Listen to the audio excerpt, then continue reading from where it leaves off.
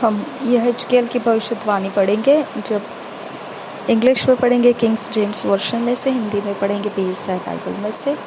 Ezekiel 24, 25, 26 chapter Kings James version में से 24 chapter से पढ़ेंगे। Again in the 9th year, in the 10th month, in the 10th day of the month, the word of the Lord came unto me, saying, Son of man, write thee the name of the days, even of this same day the king of Babylon set himself against Jerusalem this same day, and utter a parable unto the rebellious house, and say unto them, Thus saith the Lord God, set on a pot, set it on, and also pour water into it, gather the pieces thereof into it, even every good piece, the thigh and the shoulder, fill it with the choice bones.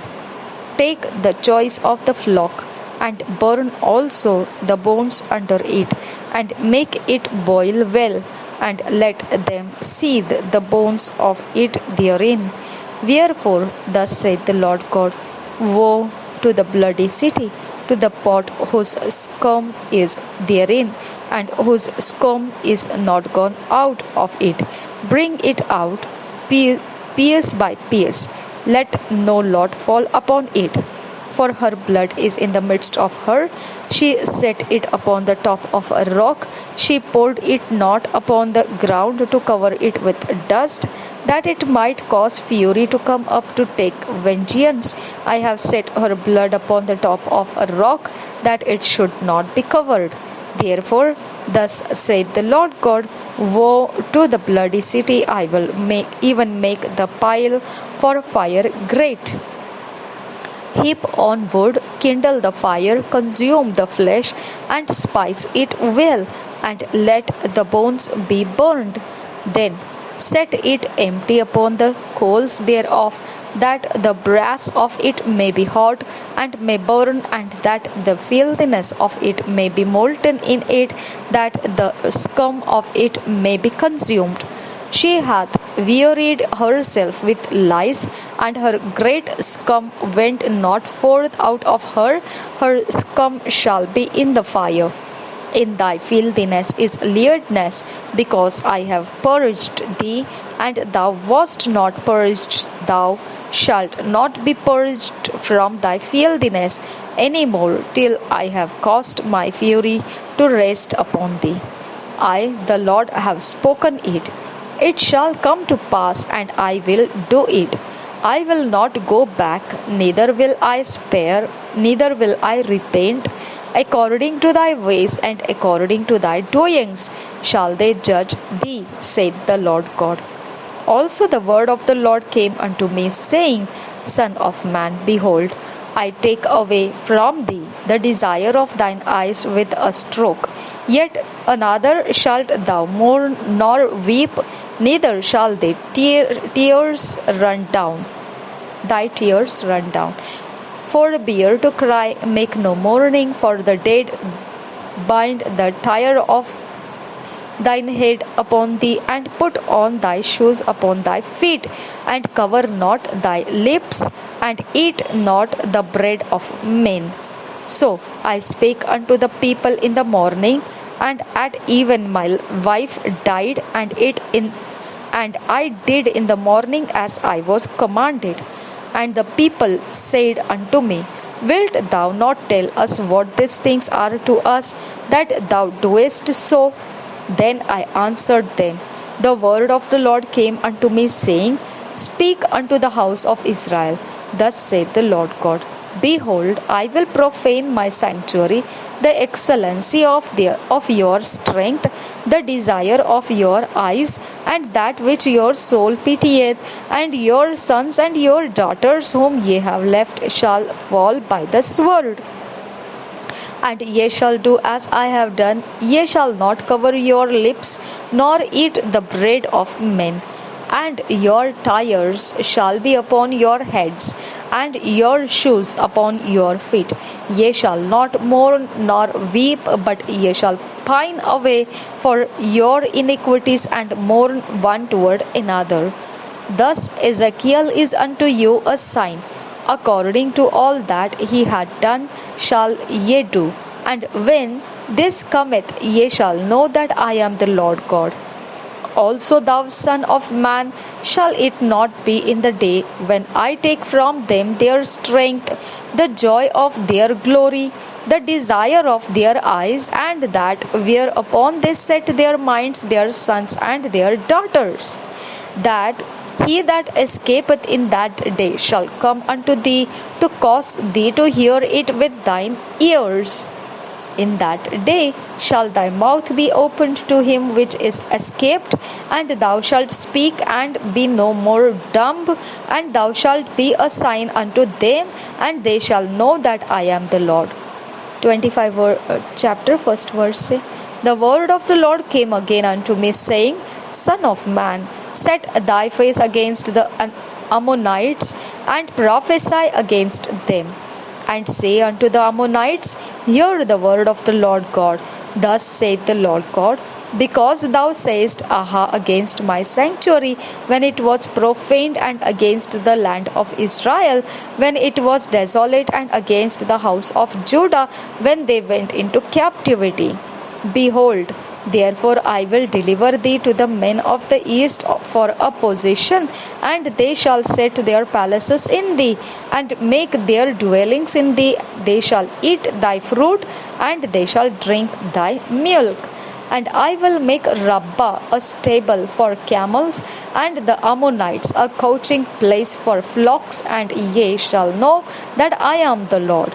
For thus saith the Lord God, because thou hast clapped thine hands, and stamped with the feet, and rejoiced in heart with all thy despite against the land of Israel, behold, therefore I will stretch out mine hand upon thee, and will deliver thee for a spoil to the heathen. And I will cut thee off from the people, and I will cause thee to perish out.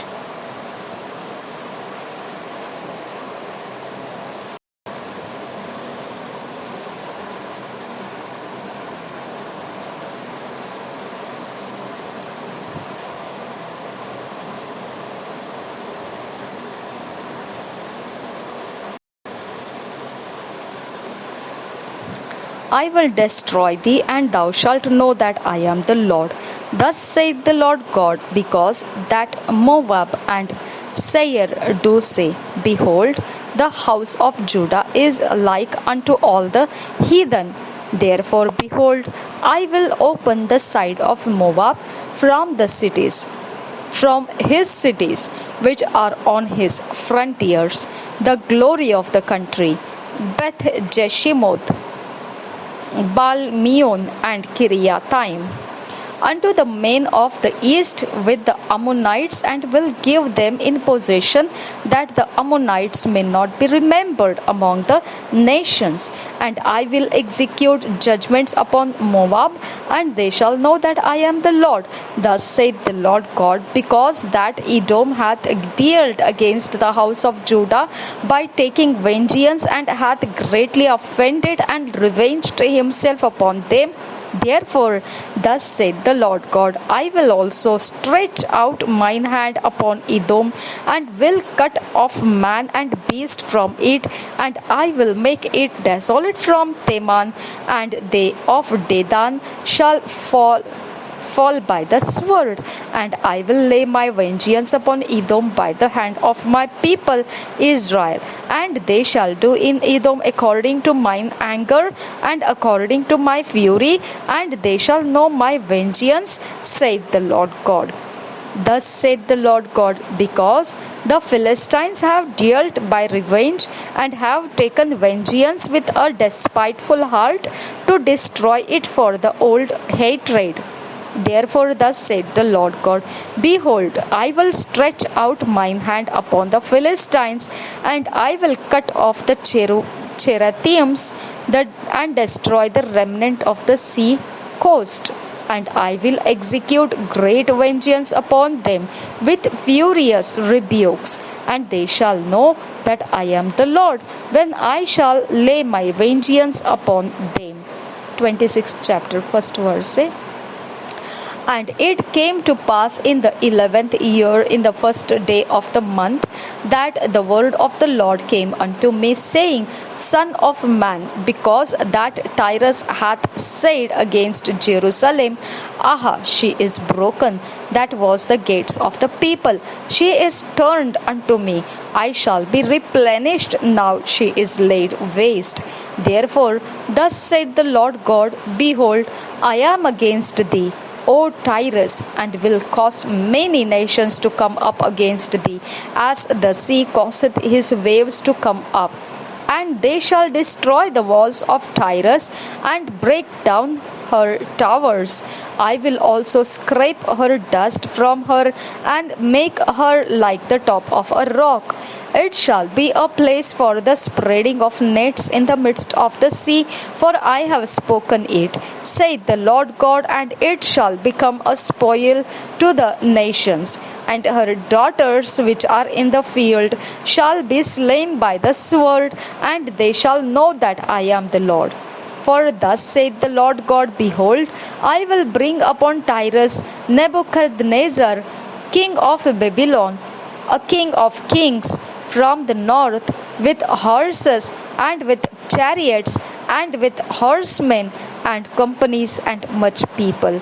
He shall slay with the sword that daughters in the field, and he shall make a fort against thee, and cast a mount against thee, and lift up the buckler against thee, and he shall set engines of war against thy walls, and with his axes he shall break down thy towers. By reason of the abundance of his horses, their dust shall cover thee. Thy walls shall shake at the noise of the horsemen, and of the wheels, and of the chariots, when he shall enter into thy gates, as men enter into a city wherein is made a breach. With the hoofs of his horses shall he tread down all thy streets. He shall slay thy people by the sword, and thy strong garrisons shall go down to the ground. And they shall make a spoil of thy riches, and make a prey of thy merchandise, and they shall break down thy walls, and destroy thy pleasant houses, and they shall lay thy stones, and thy timber, and thy dust in the midst of the water. And I will cause the noise of thy songs to cease, and the sound of thy harps shall be no more heard. And I will make thee like the top of a rock. Thou shalt be a place to spread nets upon. Thou shalt be built no more, for I, the Lord, have spoken it, saith the Lord God. Thus saith the Lord God to Tyrus, Shall not the isles shake at the sound of thy fall, when the wounded cry, when the slaughter is made in the midst of thee? Then all the princes of the sea shall come down from their thrones, and lay away their robes, and put off their broidered garments. They shall clothe themselves with trembling. They shall sit upon the ground, and shall tremble at every moment, and be astonished at thee. And they shall take up a lamentation for thee, and say to thee, How art thou destroyed, that wast inhabited of seafaring men, the renowned city, which wast strong in the sea, she and her inhabitants, which caused their terror to be on all that haunt it. Now shall the isles tremble in the day of thy fall.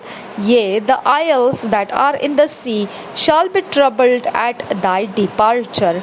For thus saith the Lord God, When I shall make thee a desolate city, like the cities that are not inhabited, when I shall bring up the deep upon thee, and great waters shall cover thee, when I shall bring thee down with them that descend into the pit, with the people of old time, and shall set thee in the low parts of the earth, in places desolate of old, with them that go down to the pit, that thou be not inhabited, and I shall set glory in the land of the living.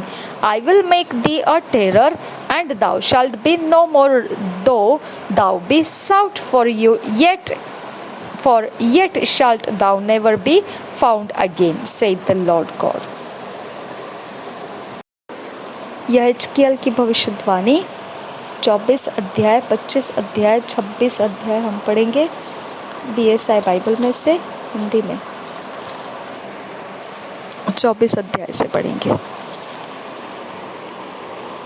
खौलता हुआ हंडा।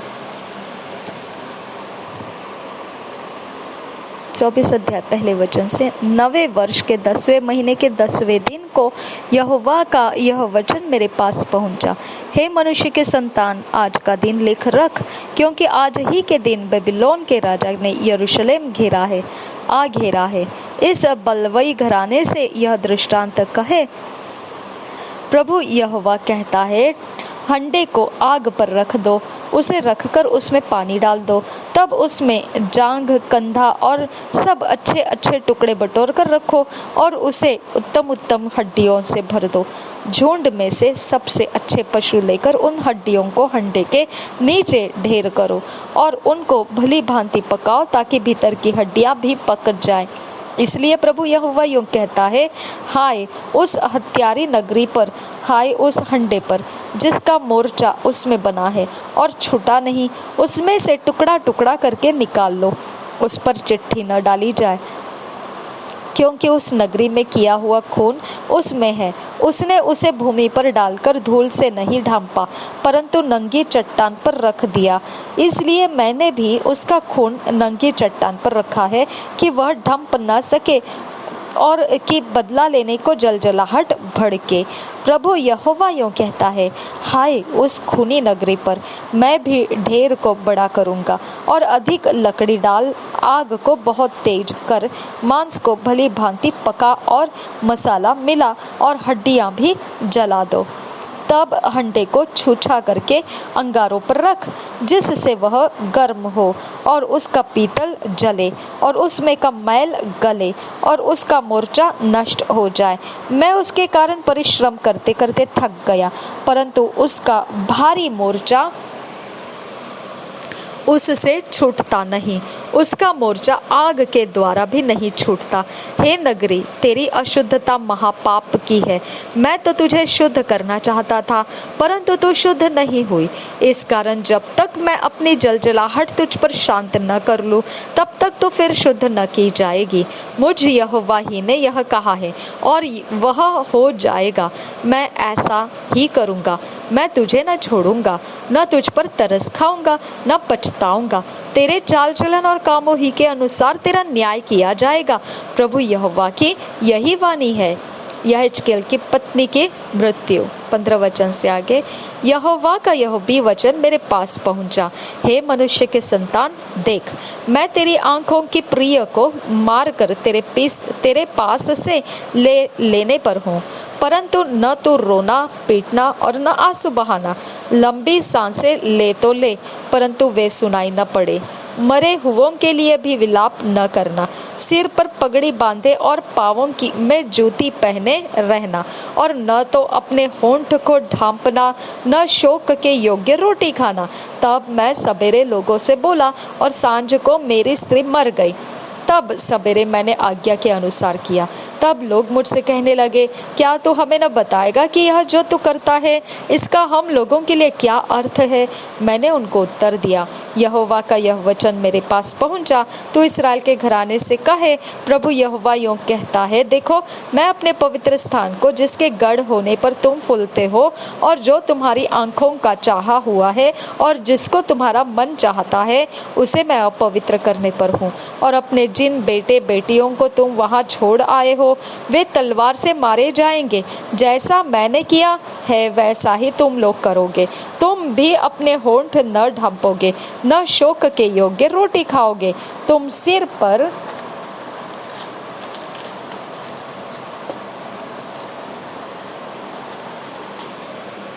पगड़ी बांधे और पाँवों में जूती पहने रहोगे।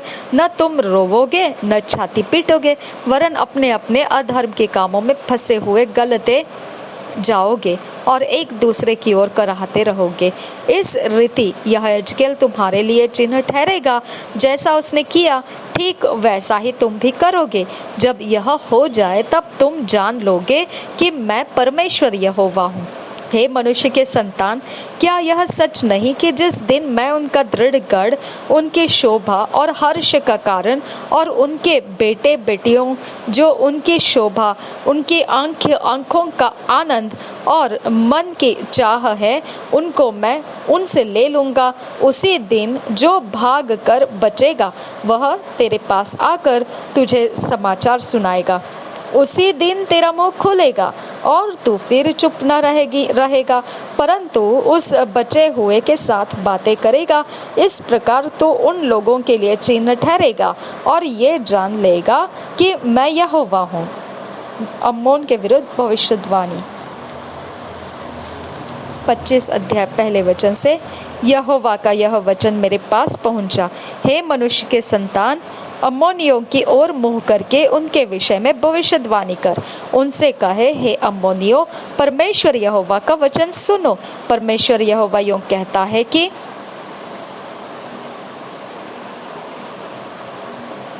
तुमने जो मेरे पवित्र स्थान के विषय जब वह अपवित्र किया गया और इस्राएल के देश के विषय जब वह उजड़ गया और यहूदा के घराने के विषय जब वे बंधुआई में गए, आहा आहा कहा, इस कारण देखो मैं तुझको पूर्व देश के लोगों के अधिकार में करने पर हूँ और वे तेरे बीच अपनी छावनियाँ डालेंगे और अपने घर बनाएंगे।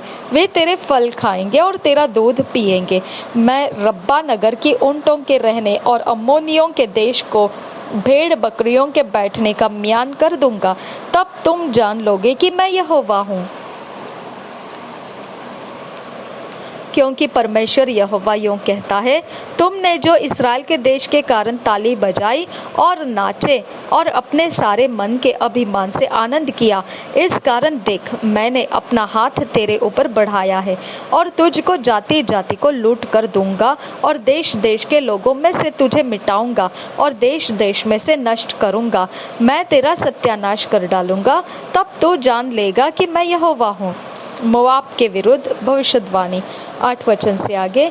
परमेश्वर यहोवा यूं कहता है, मोआब और सईर जो कहते हैं, देखो यहूदा का घराना और सब जातियों के समान हो गया है, इस कारण देख मोआब के देश के किनारे के नगरी को बेत्यशीमोत, बालमोन और किरियातैम जो उस देश के शिरोमणि है, मैं उनका मार्ग खोलकर उन्हें पूर्व देश के लोगों के वश में ऐसा कर दूंगा कि वे अम्मोनियों पर चढ़ाई करें और मैं अम्मोनियों को यहाँ तक उनके अधिकार में कर दूंगा कि जाति जाति के बीच उनका स्मरण फिर न रहेगा। मैं मोआब को भी दंड दूंगा, तब वे जान लेंगे कि मैं यहोवा हूँ। एदोम के विरुद्ध भविष्यवाणी। 12 वचन से आगे।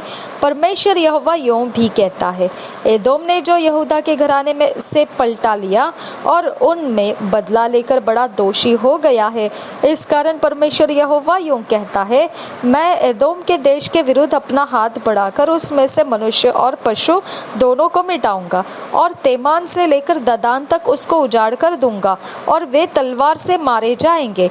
मैं अपनी प्रजा इस्राएल के द्वारा एदोम से अपना बदला लूंगा और वे उस देश में मेरे कोप और जलजलाहट के अनुसार काम करेंगे, तब वे मेरा पलटा लेना जान लेंगे। परमेश्वर यहोवा की यही वाणी है।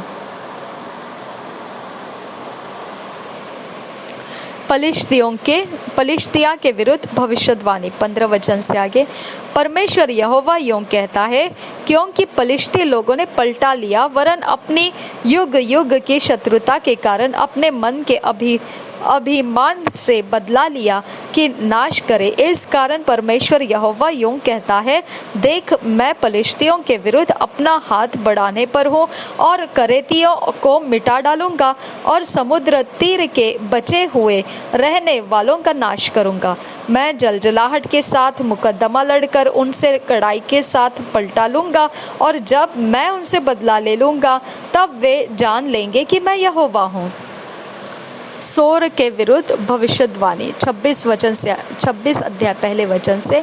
11वें वर्ष के पहले महीने के पहले दिन को यहोवा का यह वचन मेरे पास पहुंचा। हे मनुष्य के संतान, सोर ने जो यरूशलेम के विषय में कहा है, आहा आहा, जो देश देश के लोगों के फाटक के समान थी, वह नष्ट हो गई। उसके उजड़ जाने से मैं भरपूर हो जाऊंगा। इस कारण परमेश्वर यहोवा कहता है, हे सोर, देख, मैं तेरे विरुद्ध हूँ और ऐसा करूँगा कि बहुत सी जातियाँ तेरे विरुद्ध ऐसी उठेगी और जैसे समुद्र की लहरें उठती है।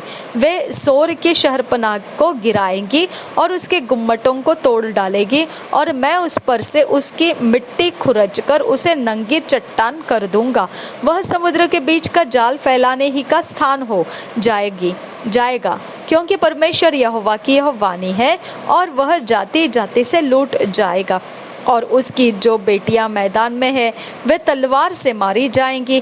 तब वे जान लेंगे कि मैं यहोवा हूँ, क्योंकि परमेश्वर यहोवा यह कहता है, देख, मैं सोर के विरुद्ध राजाधिराज बेबीलोन का राजा नबूकदनेस्सर को घोड़ों, रथों, सवारों, बड़ी भीड़ और दल समेत उत्तर दिशा से ले आऊंगा। तेरी जो बेटियां मैदान में हो, उनको वह तलवार से मारेगा और तेरे विरुद्ध कोट बनाएगा और दमदमा बांधेगा और ढाल उठाएगा। वह तेरी शहरपनाह के विरुद्ध युद्ध के यंत्र चलाएगा और तेरे गुम्मटों को फरसों से ढा देगा। उसके घोड़े इतने होंगे कि तू उनकी धूल से ढंप जाएगा, और जब वह तेरे फाटकों में ऐसे घुसेगा जैसे लोग नाके वाले नगर में घुसते हैं, तब तेरी शहरपनाह सवारों, छकड़ों और रथों के शब्द से कांप उठेगी। वह अपने घोड़ों की टापों से तेरी सब सड़कों को रौंद डालेगा और तेरे निवासियों को तलवार से मार डालेगा, और तेरे बल के खंभे भूमि पर गिराए जाएंगे। लोग तेरा धन लूटेंगे और तेरे व्यापार की वस्तुएं छीन लेंगे। वे तेरी शहरपनाह ढा देंगे और तेरे मनभाऊ घर तोड़ डालेंगे। तेरे पत्थर और काठ और तेरी धूल वे जल में फेंक देंगे। मैं तेरे गीतों का सुर ताल बंद करूंगा और तेरी वीणाओं की ध्वनि फिर सुनाई न देगी। मैं तुझे नंगी चट्टान कर दूंगा, तो जाल फैलाने ही का स्थान हो जाएगा और फिर बसाया न जाएगा, क्योंकि मुझ यहोवा ही ने यह कहा है। परमेश्वर यहोवा की यह वाणी है।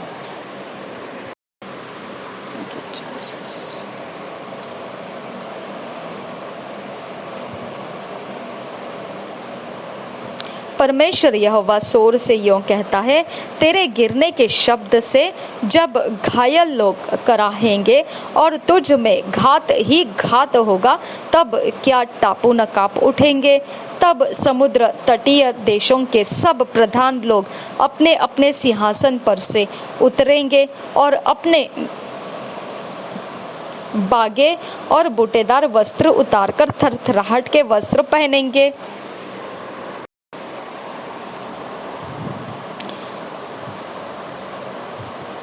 तब क्या टापू न कांप उठेंगे। तब समुद्र तटीय देशों के सब प्रधान लोग अपने अपने सिंहासन पर से उतरेंगे और अपने बागे और बूटेदार वस्त्र उतारकर थरथराहट के वस्त्र पहनेंगे और भूमि पर बैठकर क्षण क्षण में कांपेंगे और तेरे कारण विस्मित रहेंगे। वे तेरे विषय में विलाप का गीत बनाकर तुझसे कहेंगे, हाय मल्लाहों की बसाई हुई, हाय सराही हुई नगरी जो समुद्र के बीच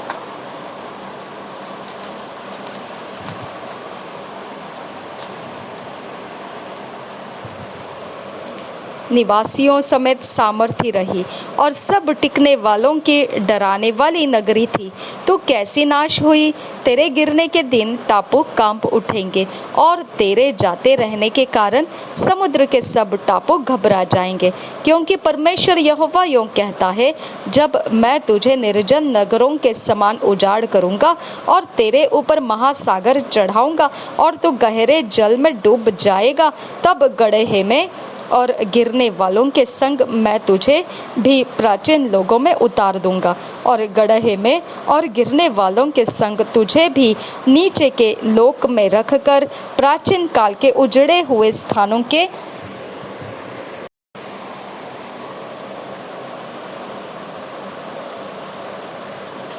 उजड़े स्थानों के समान कर दूंगा, यहाँ तक कि तू फिर न बसेगा और न जीवन के लोक में कोई स्थान पाएगा।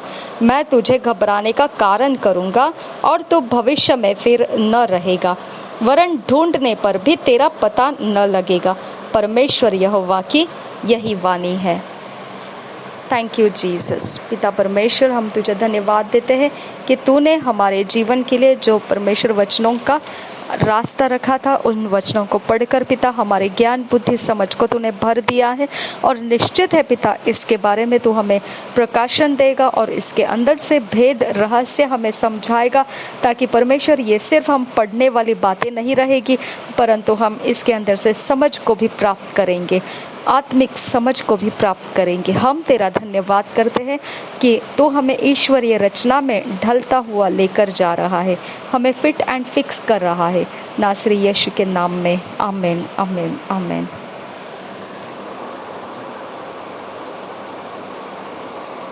To years bible reading plan, 2 साल का bible reading plan. John 13 chapter 21 verse से 30 वर्स। First chronicles 21 chapter. 2 साल का बाइबल रीडिंग प्लान। यूहन्ना रचित सुसमाचार 13 अध्याय का 21 वचन से 30 वचन। पहले इतिहास की पुस्तक 21 अध्याय। हम अपने पर्सनल व्यक्तिगत समय में इन वचनों को पढ़ेंगे। ये वचन जब हम पढ़ रहे होते हैं, उस समय हमारा जीवन परमेश्वर जैसा चाहता है उस अनुसार हम बदलते हुए जाएंगे। हमारे जीवन के हिस्से परमेश्वर के वचन के द्वारा ढले जाएंगे, उसके अंदर ईश्वरीय रचना उतर कर आएगी और हम परमेश्वर को चाहिए उस प्रकार के व्यक्ति हो जाएंगे। ऐसा होने के लिए परमेश्वर का आत्मा हमारे अंदर निवास कर रहा है। परमेश्वर का आत्मा हमारी सहायता के लिए उपलब्ध है। निश्चित हमने परमेश्वर के आत्मा के लाभ उठाना है इस विषय में। प्रभु यीशु मसीह हम सबके साथ बना रहे। आमीन, आमीन, आमीन। पिता पवित्र आत्मा हमें इन वचनों में फिट एंड फिक्स कर ईश्वरीय रचना में हमको लेकर आ, डिवाइन ऑर्डरलीनेस में हमको लेकर आ। नासरी यीशु मसीह के नाम में मांगते हैं, सुन और कबूल कर। आमीन, आमीन।